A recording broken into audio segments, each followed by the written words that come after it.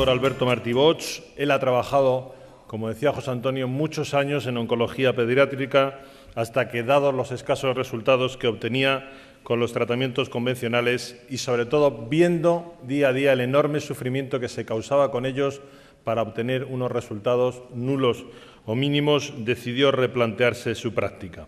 Hoy, 20 años después, y transformarse ampliamente en otras disciplinas que no se enseñan todavía, vamos a ver si ahora las universidades privadas se animan, en las facultades de medicina, decidió que lo primero era, como el viejo adagio médico dice, no hacer daño. Así que ha desarrollado un protocolo de síntesis que está dando resultados espectaculares. De momento son eso, resultados, pero seguro que en el futuro serán mucho más. Con todos ustedes, ya para cerrar este tercer congreso, dándole las gracias por su atención, el doctor Alberto Martí Bosch.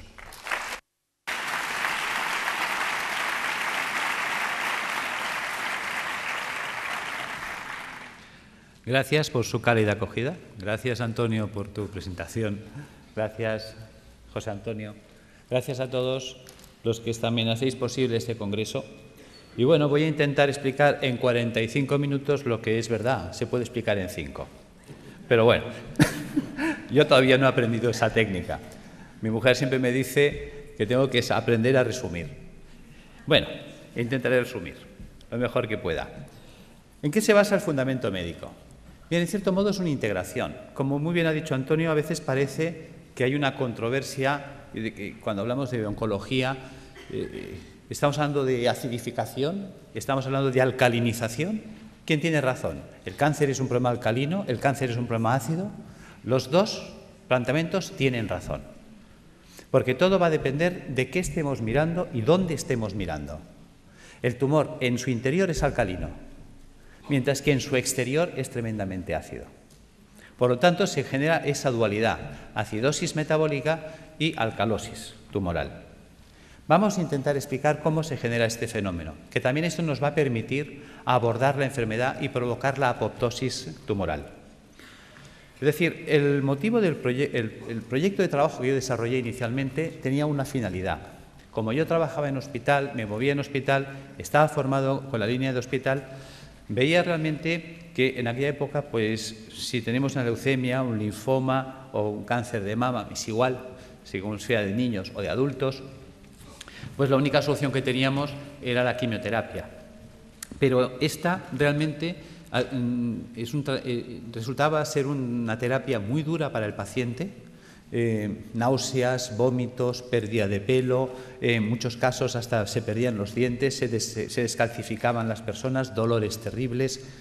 Claro, te planteabas cómo conseguir que el niño que estaba en tratamiento, cuando yo estaba en oncología infantil, cómo conseguir que el niño sufriera menos y cómo conseguir también que el tratamiento fuera más eficaz. Es decir, si en lugar de dar 20 sesiones, si lo podíamos solucionar con 10, con 5. Bien, y eso es lo que me llevó a investigar qué podíamos hacer para mitigar la situación del paciente. Entonces, me planteé que lo primero que teníamos que hacer era entender, para resolver un problema, lo primero que hay que hacer es entender el problema. ¿Qué es el cáncer? Te dicen, bueno, unas células que se han vuelto malas. Y bueno, sí, pero ¿y por qué? Ayer no eran malas y hoy sí lo son. Algo ha hecho que estas células degeneren, algo ha hecho que estas células se alteren. ¿Qué es lo que hay? Nadie daba contestación. ¿Hay alguna...? ¿No se oye bien en la sala? Es que parece que había un comentario por el fondo. Bien, volvemos. Entonces, ¿qué es lo que qué es lo que puede hacer que la célula se vuelva mala? Bien. Pasa el tiempo, indagas, te mueves, estudias medicina ortomolecular, estudias fitoterapia, estudias homeopatía, estudias dietética y nutrición, que son cosas que en la facultad no nos enseñan. Tienes que marcharte fuera del país, porque aquí eso no se enseñaba. Entonces, pues bueno, tuve la suerte de ir topando con gente extraordinaria, como fue Brillinger, el grupo de Hofer, estuve con Demar, Saint-Jean, en Francia, en Austria, estuve en Holanda con Oswald, estuve en Manchester con Norman Eddy, pude estar en Houston con el grupo de John Stiles, Will Spark, Denis de Lucas. Toda esta gente me fue abriendo un campo de posibilidades y una visión de la enfermedad. Con todo ese bagaje de contactos y conocimientos, pues entonces nos planteamos montar ya un proyecto. Yo estaba en la universidad haciendo prácticas de histología y me hizo gracia que muchas veces hacías tinciones y a unas salían artefactadas y otras no. ¿Qué es un artefacto? Un artefacto es cuando al hacer una tinción, si esto es una célula, aparecen manchas alrededor de ellas. Te decían que lo habías teñido mal. Y en cambio otras salían perfectas, solo se teñía la célula y el entorno no. Bien, tú con la ignorancia de estudiante piensas que sí, que igual has hecho mal la tinción, pero un día cae en tus manos un libro.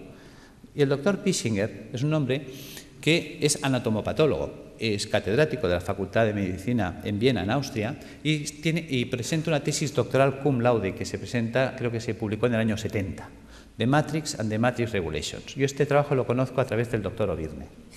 Me intereso por ese libro, lo leo, y creo que este hombre nos abre las puertas a la comprensión de la enfermedad, no del cáncer, de todas. Este hombre nos plantea que la enfermedad empieza alrededor de la célula, no en la célula. Es el entorno celular el responsable de que la célula se altere. Bien por fallo renal, bien por fallo hepático, bien por fallo pulmonar o bien por fallo multisistémico, todos a la vez.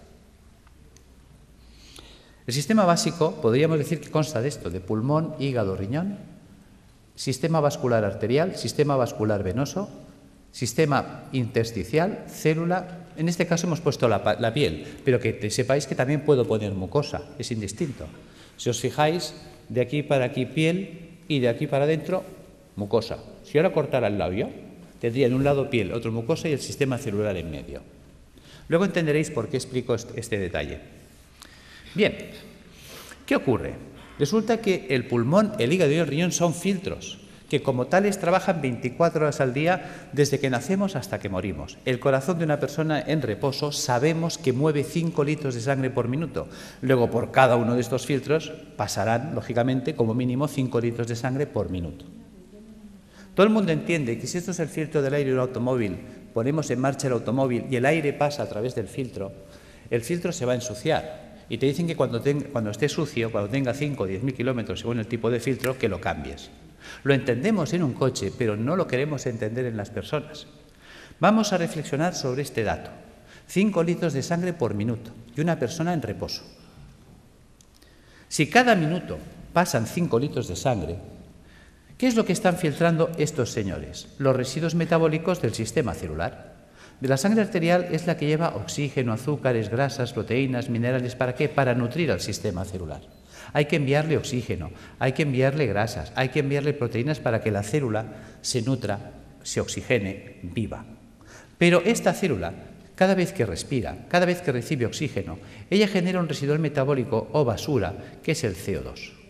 Si yo le envío grasas, ella la va a usar y la va a metabolizar, y cuando esta grasa se degrada, la tira, que es el colesterol. Algo así cuando nosotros ponemos aceite de oliva en una sartén, freímos un huevo, freímos una chistorra y cuando el aceite está quemado lo tiramos. Pues el colesterol sería el aceite quemado, que este debe ser eliminado. Y si le enviamos proteínas, me devuelve ácido úrico. Son ejemplos sencillos. Sabemos que es mucho más compleja la bioquímica celular, pero nos vamos a centrar en 3 datos, en 3 valores fácilmente comprensibles. ¿Qué hay que hacer con estos residuos, esos excrementos celulares? También veréis por qué hablo de excremento, que se excreta. Pues tendrá que ir al sistema venoso y a través del sistema venoso alcanzar pulmón, hígado y riñón y ser eliminados. Fácil es entender que si la célula genera 3 bolsas de basura y eliminamos 3 bolsas de basura, no hay problema. Resulta que estos residuos son de carácter ácido. Ácidos grasos, ácido úrico, ácido carbónico. Bien, mientras el cuerpo sea capaz de hacer esto, no hay problema. Volvamos, rebobinemos. Hemos dicho que el corazón de una persona en reposo mueve 5 litros de sangre por minuto. Eso quiere decir que si en un minuto pasan 5 litros de sangre por el pulmón, el hígado y el riñón para ser filtrados, en 60 minutos pasarán el equivalente a 300 litros. 60 minutos es una hora, luego son 300 litros por hora, que no lo pensamos. Resulta que el día tiene 24 horas. Si en una hora hemos filtrado 300 litros, en 24 horas habremos filtrado el equivalente a 7.200 litros de sangre. Vamos a ser generosos y le vamos a asignar a la sangre densidad 1, como si fuera el agua, que es más densa. La sangre, ya lo sabemos. 1 litro, 1 kilo. Sabemos que 1 litro de agua pesa 1 kilo. Por lo tanto, 7.200 litros pesarán 7.200 kilos. Sabemos que cada 1.000 kilos es 1 tonelada. Luego estamos hablando del equivalente a un camión de 7 toneladas al día. ¿De qué tamaño es el pulmón? ¿De qué tamaño es el hígado? ¿De qué tamaño es el riñón? Son cosas que nunca nos planteamos ni nos preguntamos. Esto lo explicó Da Vinci. Da Vinci es un hombre que hace un trabajo de anatomía, estudia el cuerpo humano y aprovecha para comprender el cuerpo humano. Porque una de las preguntas que se hacía él era saber qué definía el cuerpo humano, dónde residía el equilibrio, la proporción del cuerpo humano. Y la encuentra en el puño.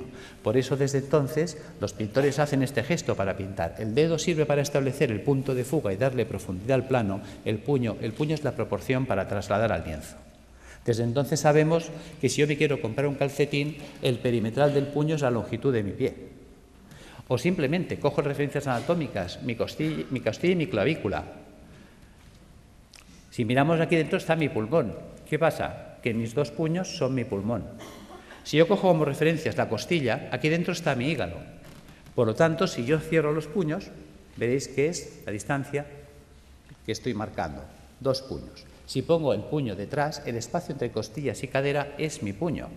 ¿Cuántas veces habéis oído tengo el estómago en un puño? Y es porque estamos dimensionados por el puño. Por lo tanto, hemos hecho esta representación para que veáis el tamaño del pulmón, del hígado y del riñón. Son 2 puños de una persona. ¿Os imagináis un camión de 7 toneladas? Es una persona en reposo. Que sepamos en reposo toda la vida, Buda, que vivía en meditación trascendental. Nosotros no somos Buda. Nervios, estrés, sobrecargas alimentarias, tóxicos alimentarios. Esto va a hacer que estos filtros vayan trabajando de un modo, digamos, enloquecido. Llega un momento que, por lo tanto, estos filtros se van a obstruir. Y si nadie se ocupa de limpiarlos, porque nadie nos enseña cómo mantenerlos, ya que nosotros no los podemos cambiar en un coche. Nosotros cada 5.000 kilómetros, cada 5 años, no podemos estar cambiando los filtros del aire, el filtro del aceite y el filtro de la gasolina como en un coche. Claro, pues si no nos cuentan nada ni hacemos nada, estos se obstruirán. Empezaremos, por lo tanto, a retener CO2. Empezaremos a retener colesterol, empezaremos a retener ácido úrico, puesto que un filtro obstruido ya no trabaja al 100%, su rendimiento cae. Entonces nos vamos a encontrar que en el organismo puede variar el pH. Claro, el cuerpo no puede permitir que el pH varíe en sangre. Muchas veces nos preguntamos, ¿cómo es posible que un deportista de élite, entrenado, perfecto, esté corriendo en un campo y caiga fulminado muerte súbita? Porque a veces ha ocurrido eso, un bloqueo metabólico. Es decir, la acidosis metabólica que ha generado ha sido tal que su pulmón, hígado y riñón no han sido capaces de drenar, ha entrado en una acidosis metabólica brutal en sangre. Sabemos que una variación del pH en un medio provoca un stop de reacciones químicas. Las reacciones químicas en sangre se paran, muerte. Algo tan simple, digamos, se nos pasa por alto. Estamos encontrándonos que entonces el cuerpo muchas veces lo que hace para evitar este fenómeno, evitar que haya un stop de reacciones químicas en sangre, empieza a hacer un acúmulo, va a retener estos radicales ácidos libres en el espacio intersticial. Por lo tanto, se irá empantanando el sistema. La interposición de residuos metabólicos en el espacio intersticial entre el capilar y las células, las endotoxinas, van a generar una serie de dificultad para la nutrición celular. Son los trabajos también de Reykjavik, cuando hablaba de la homotoxicología, es decir, la célula acabará ahogada por sus propios residuos metabólicos, por sus propios detritus, por sus propios excrementos. Esta barrera de ácidos que se nos va a formar, de ácido úrico, de ácidos grasos, etcétera, va a impedir que la célula se nutra. Veamos. ¿Veis la diferencia de imágenes? Es decir, la célula sana vive, digamos, flotando. El 70% del cuerpo es agua. Fijaros que eso es lo que llamaríamos el plasma intersticial. Ella tiene que vivir en una piscina de agua cristalina y transparente. Si los filtros se obstruyen, y ya este drenaje no se puede llevar al 100%. Imaginaros que la capacidad de filtraje es del 80%. Quiere decir que el 80% del carbónico, el 80% de los ácidos grasos, el 80% del ácido úrico se eliminará, pero el 20% se quedará parte atascado en los filtros, parte en sangre y parte se empezará a acumular en el espacio intersticial. Si esto se va llevando en el tiempo hacia adelante, acabará ocurriendo esto. Fijaros que ahora el entorno celular, y esa era la idea de Pischinger, la enfermedad empieza alrededor de la célula, no en la célula. Es el entorno celular el que va a degradar ese sistema. Fijaros que ahora la célula ya entra en precario. Fijaros que estos son ácidos. Los ácidos son altamente corrosivos. ¿Qué pasa? Que si yo tengo aquí oxígeno y quiero que el oxígeno vaya del capilar hasta la célula, tiene que atravesar esta barrera de ácidos y reaccionan con él y se lo sacuden del medio. Cualquier nutriente tendrá que quedarse aquí, atacado por los ácidos, con lo cual la célula se queda sin oxígeno y sin comida, y además atacada químicamente por sus propios ácidos. Fijaros que esto explica el por qué. Cuando yo tengo un tejido sano y hago una tinción celular, no se artefacta el entorno celular, mientras que cuando tengo un tejido enfermo y hago una tinción en una anatomía patológica, sí se artefacta el entorno celular, sí que fija colorantes. Se utilizan habitualmente colorantes de carácter básico, los ácidos fijan las bases, luego el entorno celular se ha vuelto ácido. Por lo tanto, los que hablan de que la degeneración celular está basada en un proceso de ácido, tienen razón, aquí están los ácidos. Claro, fijaros que esta célula en estas condiciones, ¿qué opciones tiene? Solo tiene dos opciones. Sin oxígeno, sin comida y atacada químicamente por los ácidos, opción 1, morir por falta de oxígeno, quemadas químicamente por los radicales acumulados a su alrededor. Fijaros que si una célula no se defiende, no reacciona, porque la célula no es una tuerca, no es un tornillo, es un ser vivo, es inteligente, es un ser que, lógicamente, pues decimos que si no estuviera vivo no se podría morir. Fijaros que esta célula tiene que tener su capacidad de reacción. Una vez hicieron unos programas de televisión que clavaron esto. Creo que era una serie de dibujos animados que se llamaba Érase una vez la vida. Ahí lo clavaron. Las células son los ciudadanos del cuerpo. Los órganos, los edificios donde viven los ciudadanos. Arterias y venas, calles y avenidas, por donde transportamos los alimentos, por donde recogemos las basuras. Los nervios, el tendido eléctrico, las líneas de teléfonos, el sistema nervioso central, el ayuntamiento. Cuando miramos el cuerpo desde esta situación que parece infantil, fijaros que los americanos, si algo han tenido bueno, es enseñarnos ciencia a través de mecanismos infantiles, pues ¿por qué no aprovechar ese sistema que es altamente didáctico? Y tendremos una comprensión mayor de la enfermedad.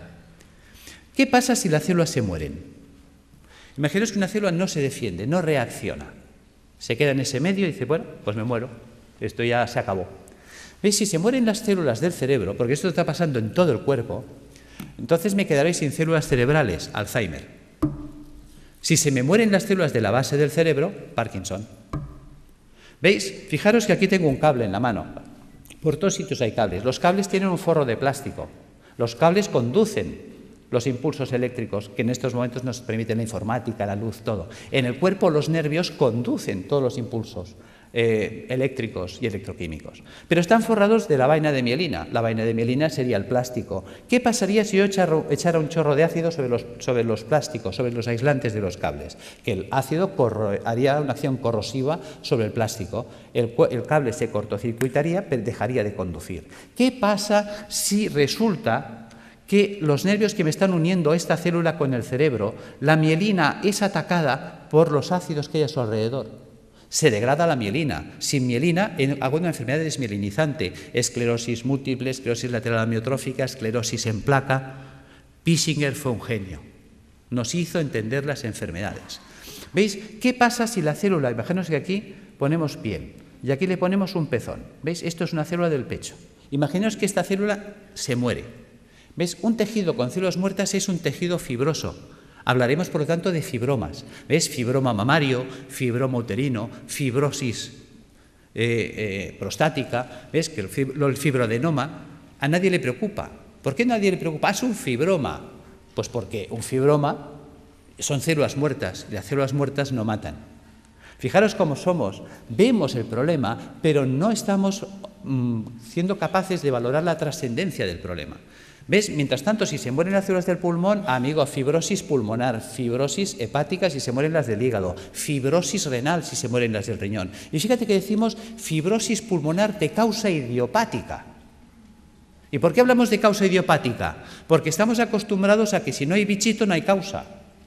Entonces tiene que haber el bichito. Y si no encontramos la bacteria de turno, el hongo de turno o el virus de turno, entonces no sabemos por qué se ha fibrosado el pulmón. Y es tan sencillo como esto. Al pulmón le está llegando más basura de la que puede tirar. Y es una basura de carácter ácido. Imaginaos que yo soy una célula pulmonar, tengo que recibir el carbónico, tirarlo, coger el oxígeno, meterlo. Y estoy todo el santo día trabajando como un burro. Y de pronto me empieza a llegar más carbónico del que puedo tirar porque yo estoy agotado. Al final yo acabo sepultado en carbónico. El carbónico químicamente me quema. Al quemarme me muero. No es tan difícil de entender. Y eso pasa en el hígado, pasa en el riñón. ¿Veis? Son las enfermedades esclerosantes que llamamos, que están ahí en el saco perdidos de Dios. Las enfermedades de carácter idiopática, claro, para eso no hay tratamiento, porque no hay la pastillita. Bien, ¿qué ocurre si la célula sobrevive? ¿Veis? La célula decide no morirse, va a luchar. Hay células que se rebelan. Yo soy un superviviente, yo voy a luchar. ¿Cómo lo hace? Hay 4 mecanismos. Uno, hacer un globo de agua. Voy a retener agua y me voy a envolver en agua. Me monto mi mini piscina. Vale.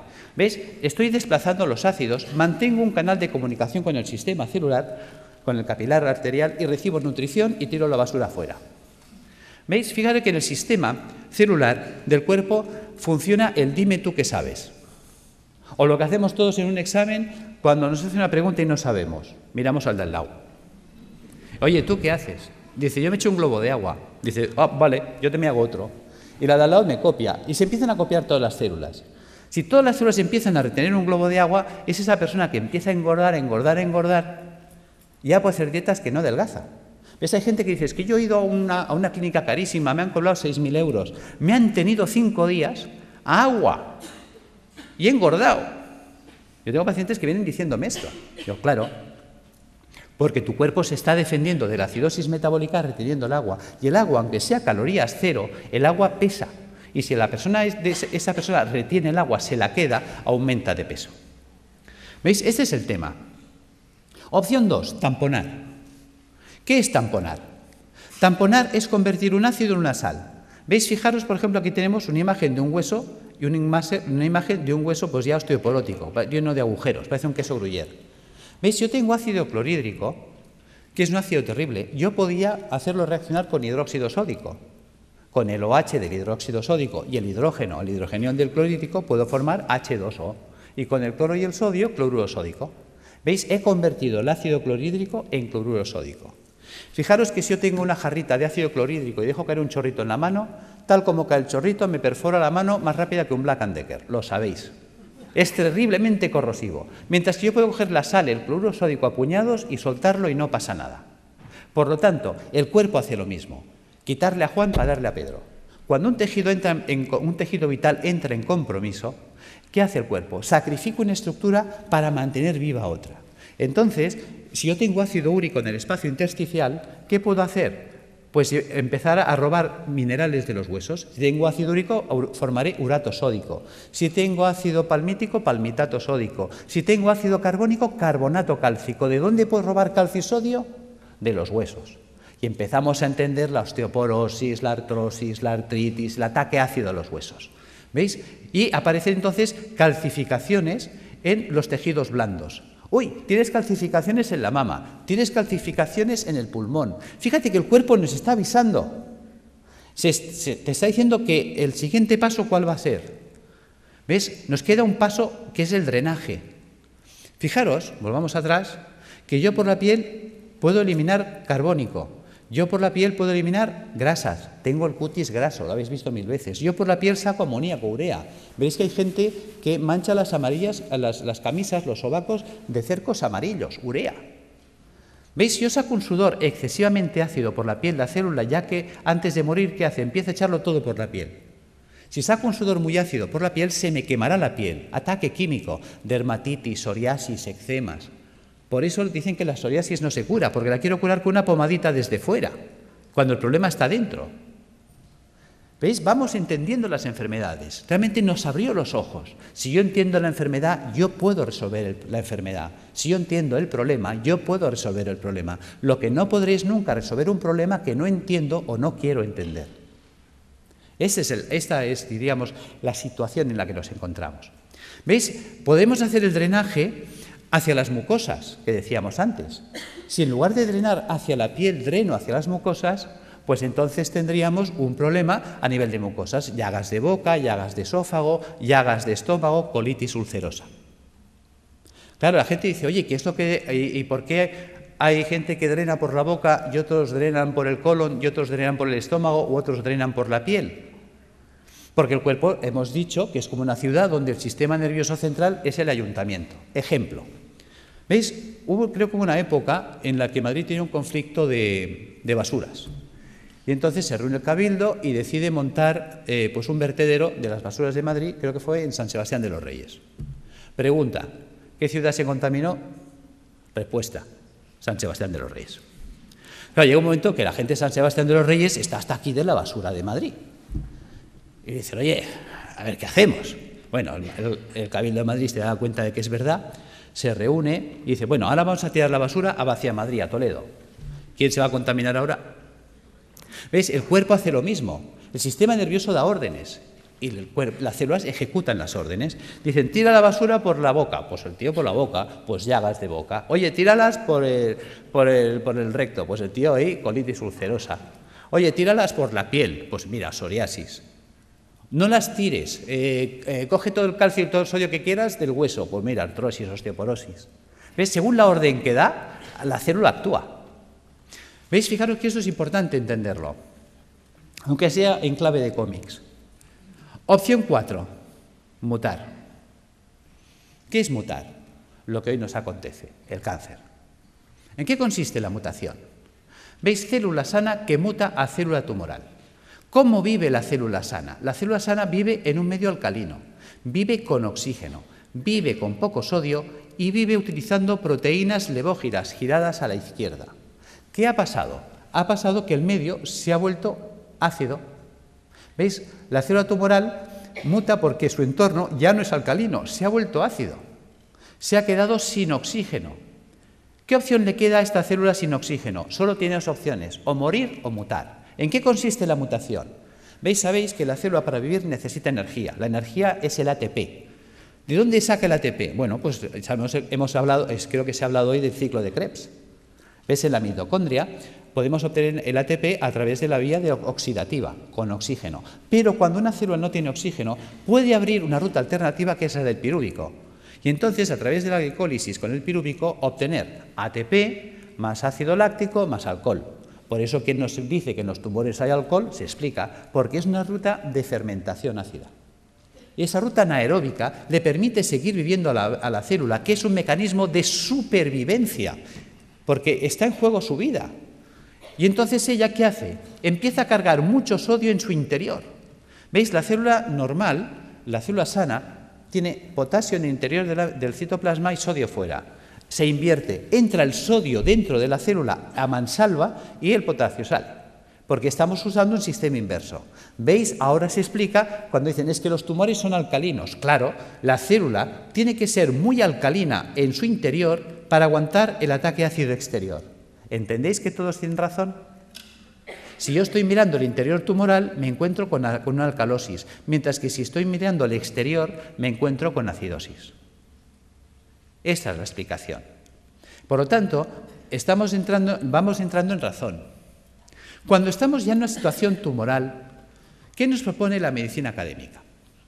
La medicina académica nos propone que hay que cortarle la cabeza al tumor, evidentemente si se puede, si es accesible quirúrgicamente. Es decir, la decapitación del tumor es lo que llamaríamos la cirugía. Opción 2, a la hoguera, achicharrar el tumor. La radioterapia. Opción 3, el envenenamiento. Eso sería la quimioterapia. ¿Ves? La célula tumoral, la quimioterapia es un citotóxico, o sea, es un tóxico para la célula, hay que matarla. ¿Veis? Por lo tanto, o la mato de un hachazo, o la mato porque la achicharro, o la mato porque la enveneno. La cuestión es que hay que matarla. Y además es verdad, porque si no nos mataría a nosotros. Bien, por lo tanto, si observamos, esas 6 opciones que nos da, nos hace entender que estamos anclados, por decirlo así, en el siglo XII, por no decir el siglo I. Decapitación, hoguera, envenenamiento. Queda en clave de humor, pero es real. O sea, cuando hay un tumor, no hay más. O le corto la cabeza, o la achicharro, o la enveneno. Vale. Pero si pensamos como en el siglo XII, aunque la escena que os he puesto pertenece, creo que es al siglo I, nos encontramos que si pensamos como en esa época, nos queda una cuarta vía que la estamos olvidando. ¿Qué podían hacer con un enemigo difícil de batir? El asedio. ¿Os acordáis? Numancia. Le quitamos el agua, le quitamos la comida, y sin agua, sin comida, esperar, que se muere solito. Bien, eso sería la apoptosis. ¿Cómo acorralar el tumor? Pues alcalinizando al paciente, puesto que el paciente ya que está muy ácido y el ácido me está desencadenando el problema, vamos a alcalinizarlo. Resulta que sabemos que el ácido tumoral para poder vivir necesita mucho sodio. Resulta que al paciente hipertenso le decimos come sin sal, al paciente cardiópata le decimos come sin sal, al paciente que está mal del riñón, al nefrópata le decimos come sin sal. Pues digamos al oncológico que coma sin sal, puesto que la célula tumoral necesita mucha sal para ser muy alcalina en su interior. Si le quito la sal, lo hago polvo. Luego, utilizar enzimas proteolíticos de acción selectiva. ¿Qué es un enzima proteolítico de acción selectiva? Una enzima que destruye proteínas, pero no todas. ¿Cuáles? Las dextro. Resulta que la célula tumoral, para vivir, ha tenido que desarrollar un tipo de proteína que es la dextro. Fijaros que en el cuerpo todos los aminoácidos son L-metionina, L-cisteína, L-arginina. ¿Por qué? Porque nuestras proteínas son levo, pero las proteínas levógiras son estables en un medio alcalino, en un medio ácido no son estables. Luego necesito una proteína estable en un medio ácido, la dextrógira. Vale, pero si yo pongo a circular enzimas proteolíticos de acción selectiva que destruyan a esa proteína, ¿ves? Ya le he quitado el sodio, le he quitado la comida, le quito los ácidos. Y luego resulta que la célula tumoral, al volverse anaeróbica, se vuelve vulnerable al oxígeno. El oxígeno es tóxico para las células anaeróbicas, las mata. De hecho, yo he estado en Alemania aprendiendo técnicas de ozonoterapia porque el ozono es tóxico para la célula anaeróbica. Vale. También podemos utilizar peroxidasas, enzimas que ayuden a liberar mucho oxígeno en los tejidos. ¿Cómo conseguir esto? ¿Cómo vamos a alcalinizar al paciente? Recuperando la función del hígado y del riñón y del pulmón, eliminando las toxinas acumuladas en el espacio intersticial. ¿Cómo lo vamos a hacer? Pues con dieta alcalinizante, con hidroterapia, con tratamiento natural y con tratamiento físico. ¿Veis? Si yo utilizo quimioterapia solo, ¿cuántos pilares tengo? 1. Mientras que si uso dieta, baños, tratamiento natural y tratamiento físico, ¿cuántos pilares tengo? 4. Es más estable. Esa es la idea. Que entendamos qué es la dieta, que nunca se nos habla de ella, qué es la hidroterapia, la gran olvidada. Hasta se me ha llegado a decir que esto no es científico. Y me lo han dicho médicos, esto de los balnearios, esto no es científico. Y resulta que existe en la Universidad Complutense una cátedra de hidroterapia médica, de hidrología médica. O sea, ni siquiera sabemos lo que tenemos en nuestras propias universidades. Y es de las mejores cátedras que hay en Europa. Cuando te mueves fuera, te hablan, oh, la doctora Bacaicoa. ¿Y tú quién es la doctora Bacaicoa? Hasta tienes que empezar a buscar y pues dices, san Dios, tengo que conocer a esta mujer. Cuando me cae el libro, y también, digamos, es un libro que he escrito, ahora no recuerdo el otro autor, que también es un profesor emérito, dices, por Dios, empiezas a tirar del libro y dices, ¿y por qué me han ocultado que existe esto a mí? Bien, seguimos. ¿Qué es esto de las plantas y qué es esto del tratamiento físico? Vamos a entrar ahí. ¿Por qué dieta? Muy importante. La dieta cárnica es acidificante de la orina. Si yo me como carne, mañana estoy haciendo pis de carácter ácido. Mientras que si yo como vegetariano, mañana estoy haciendo pis de carácter alcalino. ¿Qué quiere decir esto? Que la dieta vegetariana me alcaliniza. Vale. Por lo tanto, vamos a hacer dietas vegetarianas. ¿Veis? Un filtro sucio no es un filtro roto. Un filtro sucio se puede lavar. ¿Y con qué se lavan las cosas? Con agua. A veces tan simple que es, no nos lo podemos creer. Resulta que el 95% de la fruta y la verdura es agua. Con la dieta vegetariana se lavan los filtros. ¿Veis? Ensalada, bistec y fruta. Quito el bistec. ¿Qué me queda? Ensalada y fruta. ¿Veis? ¿Os suena los viernes no comer carne? Claro que os suena. Que la gente dice, uy, eso es cosa de curas. Claro, y la palabra cura viene de curar. Mens sana in corpore sano.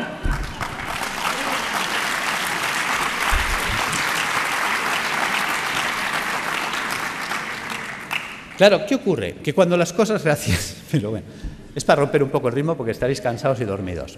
Claro, ¿qué ocurre? Claro, la gente lo relaciona con los curas, pero con la parte mística. Claro, dice, la gente dice, ¿y esto de dónde lo han sacado los curas? Vas tirando del libro y los curas lo sacaron de un médico, Galeno. ¿Ves? Yo me acuerdo cuando empecé la carrera de medicina, fue la época que se rompieron los números clausus y entraron 3.000 personas a la universidad. Dijeron, nada. Puertas abiertas, que entre todo el mundo y que sea un curso selectivo. Y estábamos 3.000 en primero de carrera. Y entonces había una asignatura opcional, optativa, que se llamaba Historia de la Medicina. ¿Sabéis cuántos se apuntaron a esa asignatura de los 3.000 que estábamos en primero? Nadie más. Con lo cual me fue genial, porque tuve un catedrático, clases particulares para mí solo. Y ese hombre, que fue el doctor Felipe Cid, al cual le tengo un recuerdo maravilloso, me dijo: te voy a citar una frase de Napoleón para empezar tu formación en historia de la medicina. Hay de aquel pueblo que olvida su historia porque está condenado a repetirla. Tenía razón. Y luego me citó otra frase de Oppenheimer. Decía: solo tiene futuro aquel que investiga en el pasado, porque investigando en el pasado se puede redescubrir el futuro. Tiene miga. No dijo descubrir, dijo redescubrir. ¿Veis? Nuestros abuelos nos decían: está todo inventado. Y era verdad. ¿Por qué me remito a Galeno? Galeno fue aquel médico que dijo: vale más prevenir que curar. ¿Cómo llega a esa conclusión Galeno? Porque Galeno fue el médico de los 3 nos. ¿Ves? En la época de Galeno te inscribías en la facultad, por decirlo así, el 15 de septiembre y el 30 de septiembre ya eras médico. Ya está. Y como la ignorancia es atrevida, ¡hala!, todos a ejercer. Claro, también hay que saber que en aquella época, con que supieras si el paciente hacía de vientre negro, qué malo. Si hacía rojo, mira, a lo mejor puede ser un hemorroide, ¿no? Si vomitaba verde, tranquilo. Como vomitara rojo, aburem, ¿no? Y si se vomitaba negro, dalo por muerto. Ya está, ya eres médico. O sea, porque claro, no había nada. ¿Cuáles son los 3 grandes nos de Galeno? Él sale, se sienta, como hombre sabio que fue, y por eso nos acordamos de él, y dice: primer no sé medicina. Con lo que me han enseñado no sé nada. Segundo no tengo medicamentos, no existían, los inventó él. Tercer no, si no sé medicina y no tengo medicamentos, no puedo curar. Obvio. Claro, ¿qué hace Galeno? A Galeno le enseñan la medicina hipocrática. Hipócrates había dicho otra cosa. Hipócrates dijo: que tus alimentos sean tus medicamentos, que tus medicamentos sean tus alimentos. Y se queda tan pancho. ¿Por qué dice esto? Porque él observa cosas curiosas. En aquella época la gente vivía muy asilvestrada, todos vivíamos en el campo, muy silvestres, y encima vivíamos con vacas y ovejas, y sinceramente el ser humano tiende a copiar y a hacer lo que hacen los demás animales. ¿Ves? Que además es curioso, tiene relación con la historia de la medicina y la historia del medicamento. ¿Veis? Fíjate que un vaquero, o sea, un señor que cuidaba vacas en Escocia, creo que fue, le contó a un veterinario que había observado, que le llamaba la atención desde pequeño, que cada vez que una vaca le salía un tumor o un bulto en la mama, en las ubres, pues que dejaba de comer pasto normal y se iba a buscar una planta que nunca la comía, que nadie la quería. O sea, tú se la ofrecías y te la escupía. Pero cuando tenía un tumor o un bulto en las ubres, iba como loca a buscarla. ¿Y qué iba a buscar esa vaca? Vinca, la vinca per vinca. Resulta que el veterinario no deja en saco roto el comentario del pastor, sino que coge esa planta y se la lleva a la universidad y la analizan. Y se dan cuenta que es verdad que en la vinca existe un principio activo antitumoral. De ahí salió la vincristina. ¿Os suena? ¿Veis? La historia del medicamento viene de las plantas. Pues lo mismo hizo Galeno. Galeno se da cuenta de que Hipócrates hablaba de que los pacientes que se ponían amarillos, es decir, el hígado, empezaban a comer como locos alcachofas, se veían alcachofas. Entonces, muchos mejoraban si comían muchas alcachofas. ¿Cuál era el problema? Que había que comer 60 alcachofas al día. Se establece un concepto de dosis. Claro, a ver quién es el guapo que desayuna, come, merienda y cena 60 alcachofas al día y durante un año. O sea, cuando le recomendabas a un paciente que hiciera eso, o que si estaba mal del riñón se comiera 60 cebollas, pues cogían el cesto, se iban a ver a Hipócrates y decían: mira, tío, que lo dejo, que me da igual, que yo me muero. Segundo problema que había: pues si se acababa la temporada de alcachofas, ¿qué hacemos? Pues a Galeno se le enciende la bombilla. Galeno se da cuenta que la planta seca conserva lo que él llamaba el espíritu curativo de la planta, que es lo que conocemos como principio activo, y que la planta seca quedaba reducida al 5%, que esa planta seca se podía hacer polvo, se podía poner en un cilindro y con un pistón se podía machacar. Y la podía comprimir. Acaba de inventar el comprimido. Y en un comprimido le atizaba 10 alcachofas, con lo cual si te daba 2 comprimidos de desayuno, comida y cena, eso funcionaba. ¿Ves? Y en montar los extractos, empieza a montar la galénica, el arte de hacer medicamentos. Entonces él se da cuenta que hay plantas que limpian el pulmón, plantas que limpian el hígado, plantas que limpian el riñón. Entonces, si hago una dieta eminentemente hídrica, la cura de aguas, que os suena, y le ponemos plantas que limpian el riñón, plantas que limpian el hígado, ¿ves? Por ejemplo, una cola de caballo, un té verde, una arenaria, o pongo una alcachofera, un diente de león, un boldo, o pongo una planta que me limpia el pulmón, el tomillo, el gordolobo, el llantén. ¿Veis? Hagámoslo simple. Va, voy a coger té verde, alcachofera y tomillo. ¿Veis? Ya tengo la fórmula de las plantas que me van a limpiar los filtros. Si le paso agua y jabón, se limpiará más rápido. Claro, si encima le cojo los trabajos de Demetrier con los oligoelementos, me meto en los trabajos de eminentes investigadores en el mundo de la ortomolecular, vitaminas, enzimas, las acciones que tienen, vamos a mejorar la actividad y la funcionalidad de estos órganos, con lo cual el drenaje de los ácidos se va a activar. Me voy a remitir también a Galeno. Galeno se da cuenta de la importancia de los baños termales. Fijaros que en aquella época habían las termas romanas. ¿Ves? Galeno establece un sistema de dieta a la gente que venía a su consulta. ¿Ves? En las casas romanas, en los domus, había el vomitorio. La gente se levantaba, comía y se iba a vomitar para seguir comiendo, hasta que reventaban. Y cuando llegaban a Galeno, él en sus textos lo decía. El paciente me llega gordo, seboso, sudoroso, con un sudor repelente, un fétor vomitivo y unas deposiciones putrefactas. Decía, está podrido por dentro. Y además decía, huele a cloaca obstruida, que los romanos tenían alcantarillas, o sea, ya sabía lo que se decía él. Fijaros, por lo tanto, decía, hay que desatascar la cloaca, es decir, todo el tubo digestivo. Entonces, él, por un lado, se da cuenta de la función del agua. ¿Cómo funciona el agua? El agua termal nos vamos entendiendo ya por qué funciona. ¿Veis? Las aguas termales son aguas calientes. Por lo tanto, si yo me sumerjo en agua caliente, ¿qué pasará con los poros de mi cuerpo? Se van a dilatar. Sabemos que el agua de los balnearios son aguas minerales. ¿Qué minerales tienen? Cloruro sódico, cloruro magnésico, cloruro potásico y así. A una concentración salina no menor de 20 gramos de sal por litro de agua. Resulta que el agua de nuestro cuerpo tiene 9,4 gramos de sal por litro de agua. Claro, se va a generar un gradiente de ósmosis, los líquidos van de donde hay menos a donde hay más. Cuando yo me sumerjo en una bañera con agua caliente y salada, ¿veis? Fijaros que aquí en medio todos tenemos una vena gorda, que podríamos llamar que es la alcantarilla, donde van todos los residuos celulares.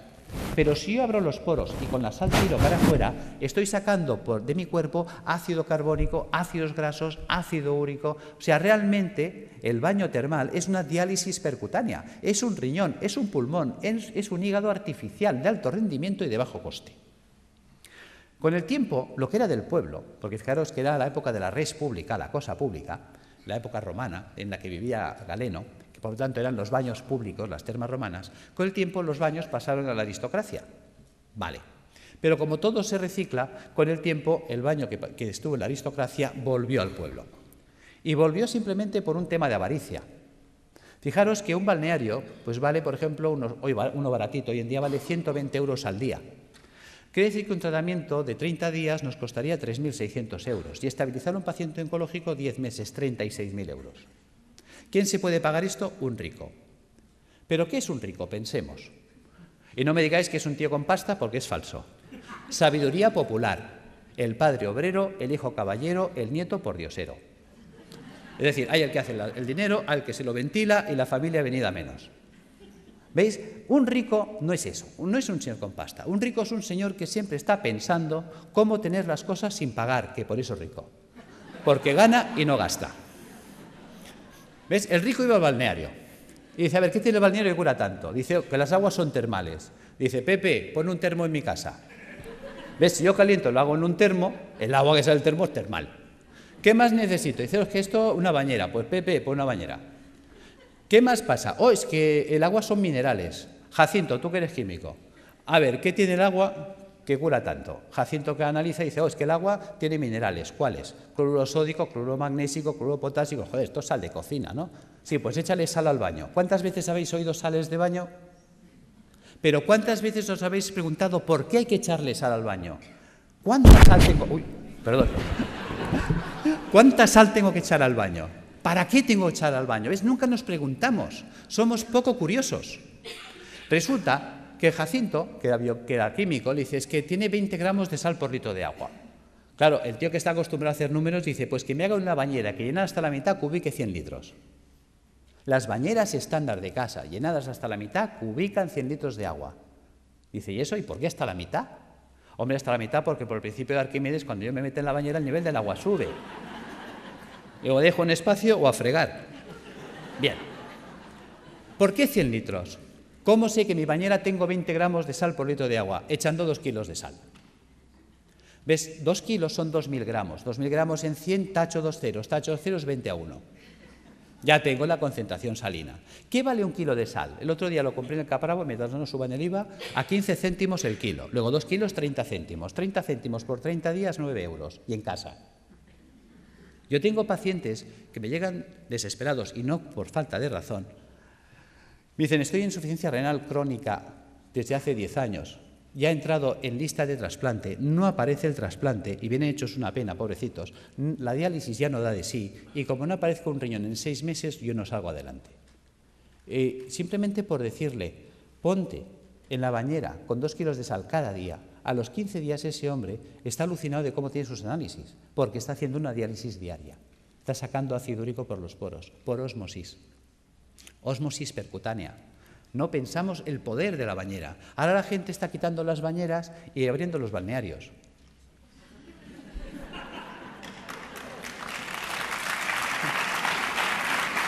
Bien, gracias. Seguimos. Ya entendemos para qué la bañera, ya entendemos para qué una dieta hídrica. Hay mucha gente que me dice, Alberto, ¿hay que ser entonces vegetariano? No, tampoco. Y a ver, cuéntame esto, si me dices que la dieta vegetariana es buena. Bueno, es que una cosa es que la dieta vegetariana sea buena y otra cosa es que tengamos que ser vegetarianos. ¿Ves? Una vaca es vegetariana. ¿Por qué? Ella solo come vegetales. ¿Por qué? Porque puede. La vaca tiene 4 estómagos, panza, bonete, lebrillo y cuajar. La vaca puede hacer 4 digestiones al mundo vegetal. Por eso la vaca consigue el 100% de los nutrientes del mundo vegetal. ¿Cuántos estómagos tenemos nosotros? Nosotros tenemos un estómago. No podemos ser vaca. Nos falta tecnología digestiva. Es así de sencillo. ¿Ves? Hay gente que dice que yo sí, puede sobrevivir, porque el cuerpo está adaptado a sobrevivir, pero no a vivir. ¿Ves? Hay herbívoros, hay omnívoros y hay carnívoros. Nosotros somos omnívoros. Pero eso no quiere decir que nos venga bien un día a la semana limpiar. Fijaros, los reyes inventaron la bula para comer carne los viernes. Los reyes no lavaban los filtros. Pregunta, ¿de qué se morían los reyes? Los reyes se morían de gota, de ácido úrico. ¿Ves? Los ácidos son los que nos matan. Si a mí se me tapa el riñón, yo no podré eliminar el ácido úrico. El ácido úrico me va a corroer los huesos, un dolor terrible, y me va a corroer el sistema arterial por dentro y venoso. Al final me muero de una hemorragia urémica. Fijaros, perforación de las arterias, muerte. Si a mí se me tapa el hígado, no podré eliminar el colesterol. Si no puedo eliminar el colesterol, se me acumulan las arterias, se taponan, infarto, muerto. Si a mí se me tapa el pulmón, no podré eliminar el CO2. El CO2 se me acumula, ya sabéis, es citotóxico, muerto. Los ácidos nos matan. Tan sencillo como esto. Entonces, si añadimos esto a la dieta hiposódica, que ¿cómo afecta esta dieta a la célula tumoral? La célula tumoral necesita mucho sodio para alcalinizar su citoplasma y poder así contrarrestar el ataque ácido externo. Si se queda sin sodio, no puede hacerlo. Y entonces el propio ataque ácido también la puede matar. ¿Cómo matar de hambre a la célula tumoral? Utilizando enzimas proteolíticos de acción selectiva que destruyen solo proteínas extrógenas.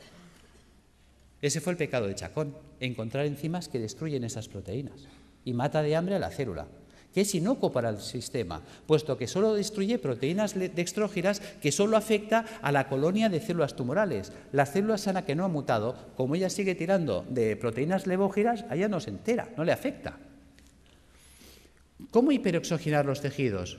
El simple drenaje de toxinas, por el simple drenaje de las toxinas, hará que llegue oxígeno a los tejidos. La ozonoterapia, habéis visto unos muy buenos resultados. Y suministrando al paciente enzimas hiperoxidasas, que también van a mejorar muchísimo.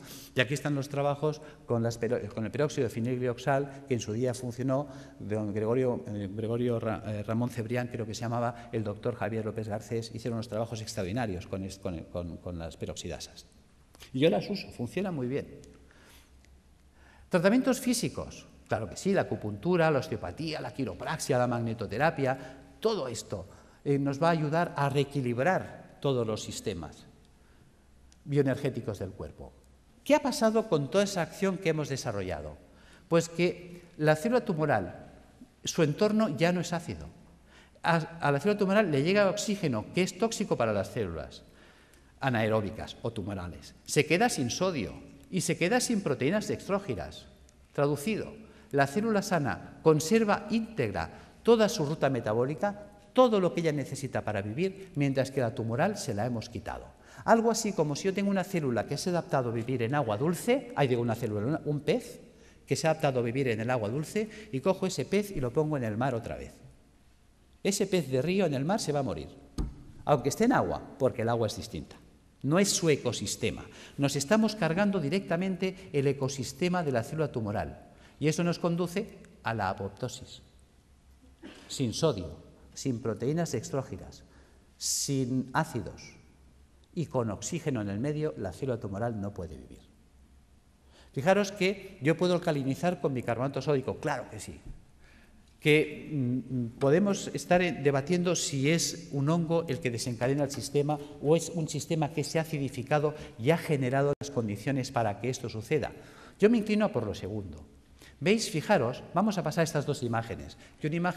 Las imágenes hablan por sí solas. ¿Veis? La célula normal tiene que vivir en una piscina de agua cristalina y transparente.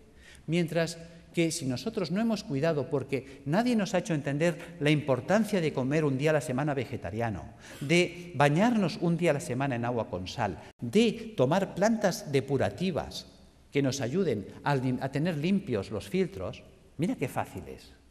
¿Ves? Si nosotros desde pequeñitos acostumbramos a nuestros hijos a bañarse en la bañera con 2 kilos de sal, a comer vegetariano un día a la semana y a tomar una infusión de alcachofa, tomillo y té verde, esto estaría funcionando limpio toda la vida.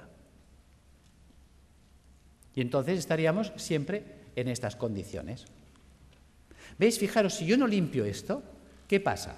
Que ahora esta célula que tendría que estar viviendo en una piscina de agua cristalina y transparente, ahora tiene que vivir en una piscina de aguas fecales, sus propios excrementos, porque a lo que hemos comentado antes, ¿veis?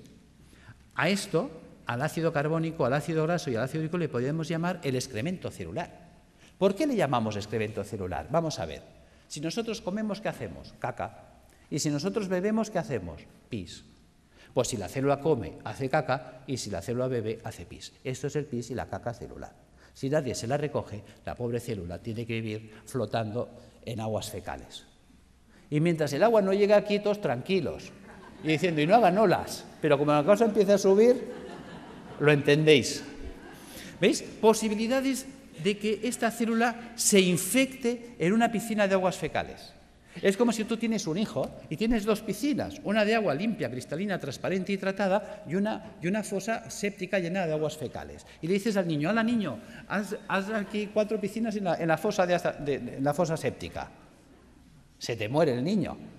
Lo entendemos en ese ejemplo y no lo queremos entender aquí. Es algo tan gráfico como lo explicó Pischinger, es algo tan genial que dices, Dios mío, y tan simple de poder llevar al paciente a estas condiciones, que las cosas van a ir mucho mejor. Fijaros que todo vale incluso. Ya sé que José Antonio hasta me puede tirar el zapato, porque claro, cuando empezó mi trabajo, ¿cuál era el problema? Mi problema era que yo... Uy, perdón, ¿qué he hecho? Perdón. Vamos ya al fondo. ¿Cuál era el problema? Yo estaba trabajando con quimioterapia cuando empezó mi proyecto de trabajo. Y claro, no entendía cómo era posible que la quimio no funcionara si in vitro funcionaba. Y un día, cuando leo este trabajo, se me enciende la bombilla. Vamos a ver, supongamos que me viene un abogado ahora y me dice, Alberto, acabas de heredar una finca de la tía Carmeta en Tarragona. Pues vale, pues muy bien. Hombre, qué alegría, qué pena por la tía Carmeta, claro, pero también qué alegría por la finca. Son 600 hectáreas. Y dijo, Dios, te vas ahí y dice, pero yo soy médico. Hala, me cojo un ingeniero agrónomo y me lo llevo para allá. Dice, a ver, tú ingeniero, ¿esto sirve para algo? Dice, hombre, está abandonada, está ruinosa esta finca, lleva 30 años que nadie la ha tocado, está silvestrada. ¿Pero vale o no vale? Dice, pues, aquí cebada la que quieras. Dice, bueno, pues ponla en marcha. ¿Veis? Y ahora veo al ingeniero que coge el trigo o la cebada y empieza a echar la cebada entre los zarzales y los matorrales. ¿Tú qué dices? Dice, vaya ingeniero. Resulta que los médicos hacemos esto. Cuando tengo al paciente en situación tumoral, le atizo el suero en sangre y quiero que la molécula llegue a la célula. Se quema por el camino, no llega. Los ácidos la destruyen. Entonces tengo mucha toxicidad y poca efectividad. Claro, cuando limpias el sistema, si tú ahora pones la quimio en sangre, ¿cuánta quimio llega? Toda. Manda huevos, que decía Trillos. Claro, con este sistema, ¿qué pasa? ¿Ves? La célula sana está harta, ha comido, está bien alimentada, ella no tiene hambre. Resulta que la que tiene hambre es la tumoral. Luego es mucho más sensible y por eso veíamos que hay pacientes que necesitan 20 o 30 sesiones, en 3 o en 4 entran en remisión completa. Ahí está la gracia. Es decir, que tampoco obliga a renunciar a nadie porque el miedo es muy fuerte y si dejo el hospital, ¿qué me pasa? Que no te pasa nada, tío. O sea, que conseguimos que los pacientes tolerasen mejor. Pero es que estamos viendo cosas sorprendentes. Yo ahora he estado en Calcuta con los doctores Banerjee y el año pasado estuve con ellos en la Facultad de Medicina y me interesé muchísimo por sus trabajos. Llevo 20 años trabajando con la homeopatía y yo la utilizaba como para tratar el terreno, para desintoxicar el sistema, que son los trabajos de Reykjavik, que todo eso me ha ido muy bien. Pero cuando he puesto en marcha los protocolos de Banerjee, sorpresa. Una sorpresa preciosa ha sido un caso clínico, y con eso cierro, de una chica joven de 31 años que viene a mi consulta el mes de mayo, en muy malas condiciones. Esta chica, pues le detectaron un tumor cerebral estando embarazada de 34 semanas. Entonces se le ponen anticonvulsivantes, antiedematosos, se le hace cesárea, se salva a la criatura, se le opera, se le quita el tumor cerebral en la medida que se puede, ya sabéis que siempre se hace lo que se puede, no la limpieza total nunca es posible. Se revisa y le encuentran en la revisión general que tiene metástasis en ambos pulmones, metástasis hepáticas, las cadenas ganglionares torácicas invadidas, todo el sistema linfático abdominal invadido, metástasis óseas, metástasis musculares. En esta situación deciden, con buen criterio para mí, no abordar quimioterapia ni nada porque es que la situación está tan avanzada, es un grado 4 tan avanzado que la calidad de vida que va a tener la paciente y las posibilidades de sobrevivir más de 2, 3, 4 meses lo van a ver difícil. Entonces deciden tratamiento paliativo y nada más. En estas condiciones llega la consulta y pones en marcha todos estos dispositivos. Y además asocias los protocolos de Banerjee, le pones Rutagraphereon y más calcárea fosfórica para atender el campo cerebral, el Calicarbonicum para atender el pulmón, el Hydrastis canadiensis para atender la carcinomatosis difusa, el Zinfitum y el Hipericum para las metástasis óseas. Sorpresa. Resulta que al mes viene muy mejorada la mujer. En el mes de julio se le pide pruebas y se las hacen el 13 de julio.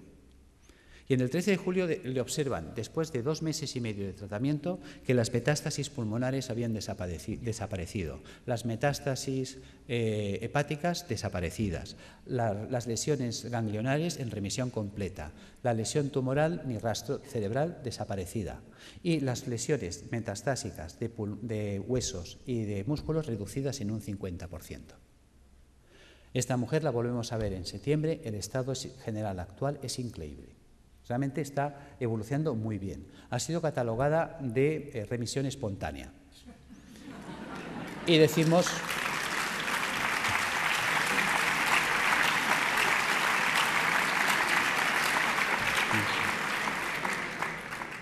Y es verdad, está respondiendo espontáneamente porque se está produciendo una apoptosis. Pero se está produciendo la apoptosis porque la paciente está haciendo lo correcto. Ha cogido un camino que le funciona. Hay veces que gente me dice, Alberto, ¿tú curas cánceres? No. Pero sí que damos un manual de instrucciones que permiten que el cuerpo se coloque en condiciones tales que entonces el cuerpo sí puede curarse a sí mismo. En fin, espero no haber sido pesado. Gracias.